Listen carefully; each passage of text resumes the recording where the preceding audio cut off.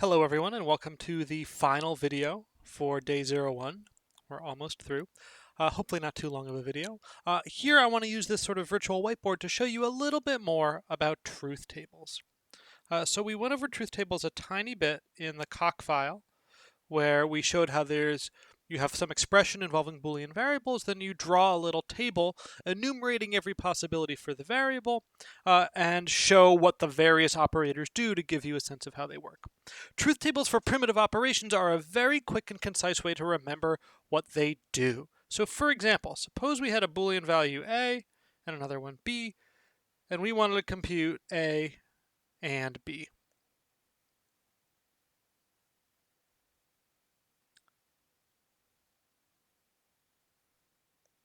Okay, in a truth table, what we need to do is list every possible value for A, and then every possible value for B, and then we'll get a listing in a given row, and then we'll write, hey, what do we get here?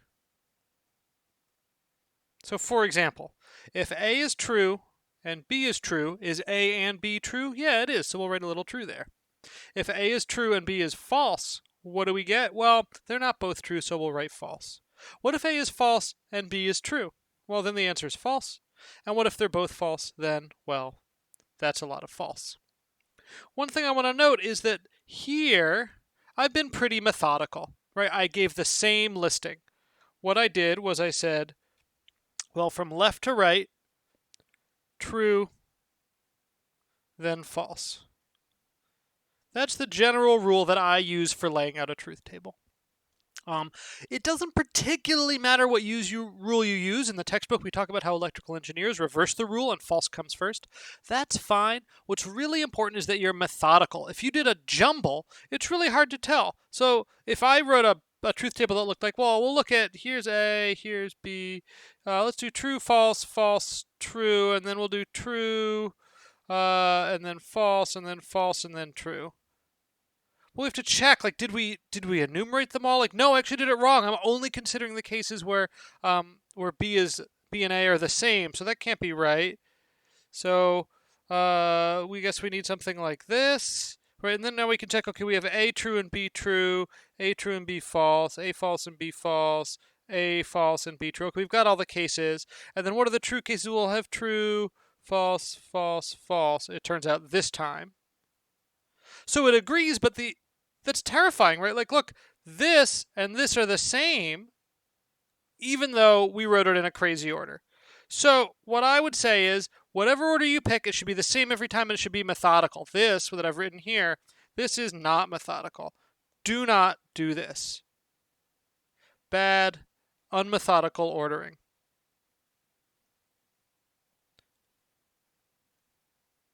Okay, so you've already seen a bunch of different truth tables for different operations. I just wanted to give you a little bit of practice. So let's a little bit of examples. You'll get a worksheet for practice that I'll link to on the main website. So let's just do a couple of them. We're going to do 1, 2, 3, 4 exercises. Okay, here's the first one. Here we're going to do XOR. A, B, A, XOR B. That's a very sloppy XOR. Let me write in a slightly smaller marker.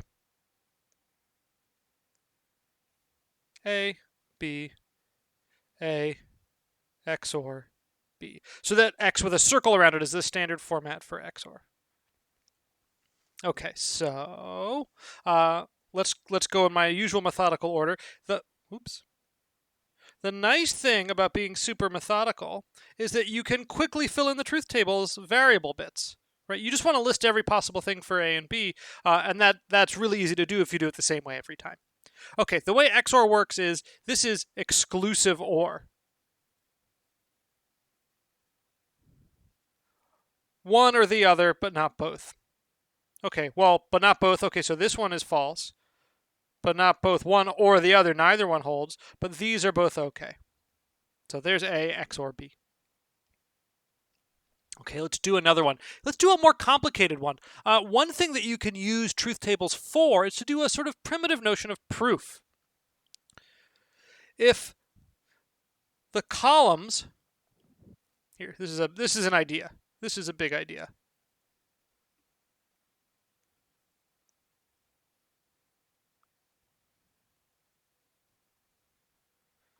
if the columns of two expressions, that is, Boolean formulas, formulae if you like, are the same, then those expressions are equivalent. That is to say, you can use a truth table to do proofs. So let me show you how that works. I'm going to do a simple one. So we want, for variables a and b, we want to know that not a and b is just the same as not a or not b. Okay, I've left some space here for a very particular reason.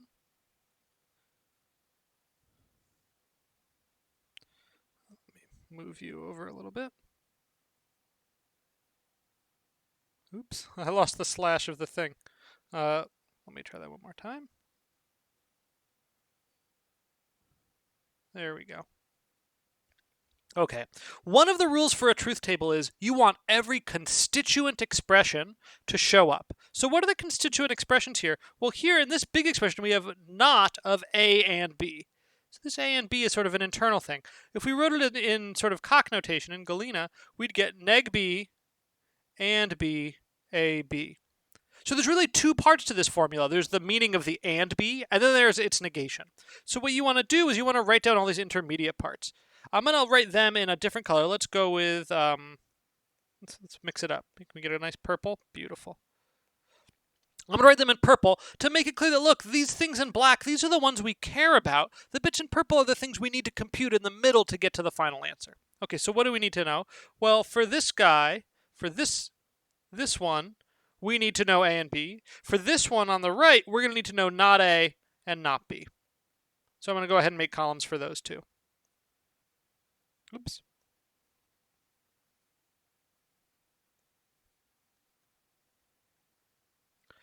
Okay, so now let's fill in our trusty variable values. I've used a and b throughout, but you can of course use p and q or whatever the practice sheet that I'll give out uses a variety of variable names. It's good to get used to using different ones, even if there are some conventional names or more conventional names than others. Okay, so for a and b, you might just remember the truth table there. Here, let's write it in purple again. Is true, false, false, false. If you do the same ordering every time, you can just memorize what the truth table is and you're good to go. Okay, for not a, well, if a is true, true, false, false, not a is false, false, true, true. And not b is false, true, false, true. I'm just flipping what's in this column. Part of the reason why a good truth table has you write out all of these intermediate parts. Let me add. That makes it hard to read. Let's get rid of that. Part of the reason why you want to write these intermediate parts is that it makes your job later on easier. To fill in this column, all I need to do is look at this column and then do the opposite. I don't have to think about a and b anymore. That, if you ask me, is pretty tootin' convenient. Okay, so I just want to flip it. So this is going to be false, true, true, true. Okay, so now for not a or not b, I want to take the or of these two columns. Okay, not so bad. Are either of these true? No, so that'll be false. What about these? Well, we've got a true right here on the right. That looks like a good one, so let's copy it over. Here we've got a true on the left. Okay, that's a good one. Let's copy it over. And here we've got them both. We're spoiled for choice. Remember that or b, right? This is or b. If we wanted to really write it out, it's or b, neg b a, neg b b, right? It's inclusive or.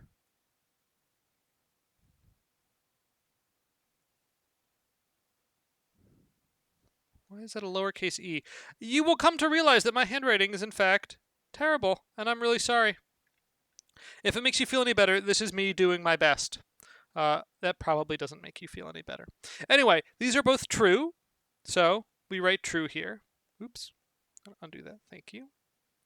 And then the thing I'd like you to notice is, ooh, look at these.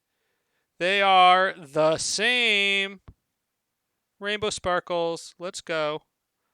Can we do like a little galactic Heart. Okay, so what that means is we just proved that these two things are equal. These expressions are equal. So not A and B is equal to not A or not B. Neato. Neato Pepito. This turns out is one of De Morgan's laws, where De Morgan was a logician. And we'll see that again when we talk about sets much, much later in the course. Anyway, cool. This is one of the things that people use truth tables for. So far, all of our truth tables have involved just 2 variables. Let's do one involving 3. These get a little big. You might want to think to yourself for a second, for something that's going to be sort of a theme in the course. If a truth table with 1 variable has 2 rows, and one with 2 variables has 4 rows, how many rows does a truth table with 3 variables have? Pause the video, think about it, see if you know the answer. All right, the answer is 8. Right? Each time you add a variable, you double the set of possible combinations, and so then you'll get another row for each row you already had. Okay, so let's do it. Here I'm going to use P, Q, and R.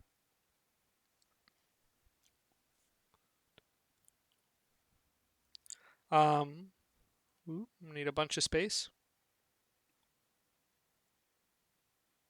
1, 2, 3, 4, 5, 6, 7, 8. Got all my rows. Okay, so let's start out. Now, because of the way that I do this, I know that, well, okay, I fill up for my first variable the first half with trues and the next with falses, and then, okay, I split each one, so then it'll be half as many true, true, false, true, true, false, false, true, true, false, false, and then as I go right, my alternations get tighter and tighter. This is just a methodical way of making sure that I list every possible combination. Take a look. Do I have everything? I do, but confirm it for yourself. Okay, so the expression I want to look at is P and not Q, or not P and R. This has a lot of parts. What are all the parts we care about? Working from left to right, we care about not Q. We care about P and not Q.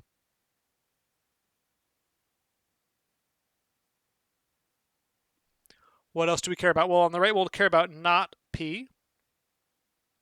And what do you know? I left myself just about the right amount of space. And then we care about not P and R. By filling them in this direction from left to right, from simplest to most complex, I can just work my way over until I get to my final answer. So let's do purple again for the intermediates, and we'll do green for the last one. Okay, not Q. We just need to look at the Q column and do the other way. False, false, true, true, false, false, true, true. Okay, P and not Q, we're going to look at this column and back at P, and we want to see 2 trues. So false, false, true, true, and then all these are false because all the P's are false. Okay, for not P, we're just going to flip it, so that's going to be 4 falses and 4 trues. For not P and R, we're going to look at this column and we're going to look back at R, and we again want to see 2 trues. So all of these are going to be false. And then here we want to see 2 trues. So there's one here, and there's one here, and then the rest are false because of the falses in the R's. Oops, excuse me. Okay, for the last one, we want to look for in this column and in this column, we're going to look for a true, and that'll be what covers us. Okay, nope, nope, nope, nope, yup, yup, yup, nope, yup, nope. It sounds funny to say it out loud, but what I love about that is I didn't have to think at all. All I had to do was look at my answers earlier in the table. Okay, one last one, and this is sort of the hardest thing that we'll do with truth tables, which is given a truth table, can you figure out what the formula is? Okay, so it's going to be in 3 variables, so I need to give you the variables, A, B, C. 1, 2, 3, 4, 5, 6, 7, 8. Okay, and then I'm not going to tell you what the formula is here. We gotta figure it out. We'll figure it out together for this one, and then on the worksheet we have one that you do on your own. Okay, so let's get our base variables in. Okay, good. True, true, false, false, true, true, false, false, true, false, true, false, true, false, true, false. Thrilling. Okay, so here's the one I'm going to give.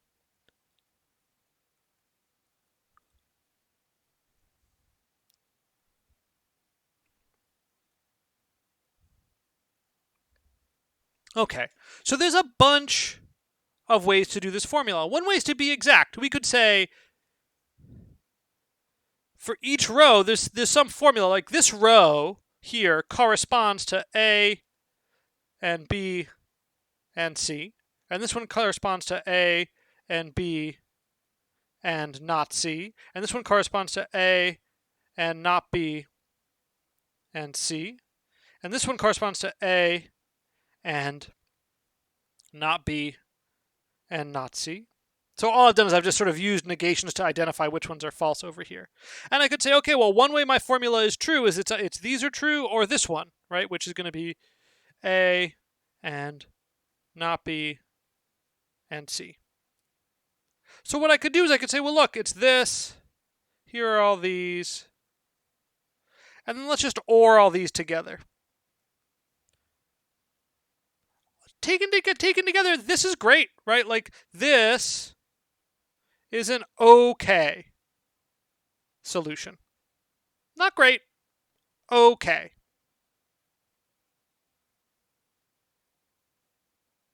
Myself a little more room. What can we do better? Well, we can notice, for example, that, well, if you look here, all these trues correspond to all the trues on A. If A is true, the whole thing's going to be true. So we could say we could take a little bit of a shortcut. Let me get what's a good color for a shortcut? What do we like? Maybe this beautiful baby blue. Okay, so we could say, look, A or something. Oh, I missed a not over here. Oops. So we could do that, and that just covers sort of all of these rows being true. And then we have to say, okay, well, look, we want exactly one row here, so let's just zoom in on that. That's just going to be A or B and not C. Now you'll notice we have to compare, right? Like you could do this formula, or you could do this Mongo thing, this gigantic formula with a million ORs. And there's a real question of like, well, look, who's your audience, right? Is a human going to read this? In that case, you really want, this is the A+, right? Like this one is, well, let me get that a little better. Oops.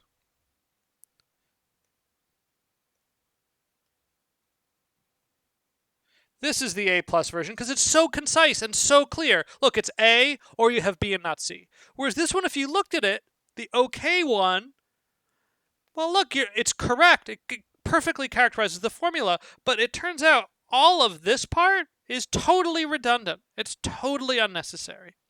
Now, it's a bit of a skill to decide what is redundant and what isn't. What you should do, though, is just when you're reading the way that we write code and you're thinking about writing code, think about various forms of economy. People like to think about efficiency a lot, but there are other things to think about. Are you expressing your ideas clearly? Have your variables been named well? Is everything indented cleanly? All these things matter to people who want to read it. Can you imagine reading a book without paragraph breaks? You probably need some new lines and indentation in your code just so that people can see what's going on.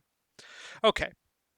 In any case, this was a light tour of what people do with truth tables. We did a couple of different things. We just looked at them as mnemonics for operations. Let's summarize what truth tables are for. Truth tables are for one. Oh, that's the highlighter. Great. Truth tables make good mnemonics. Try to say that word 10 times fast. Right? They help you remember what the operations are for. 2, they're good for proofs. They let you see that two things are equivalent.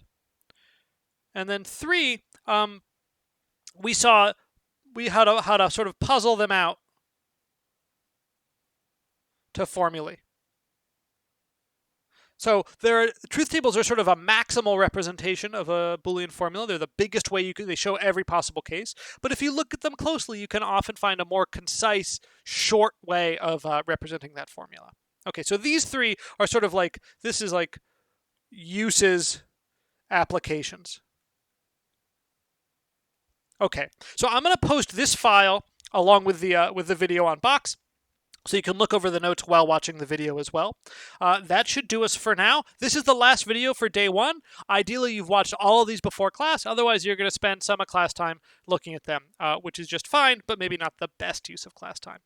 Anyway, I look forward to meeting you all on Monday and seeing how this absolutely crazy town semester goes. Okay, hope you're all doing well.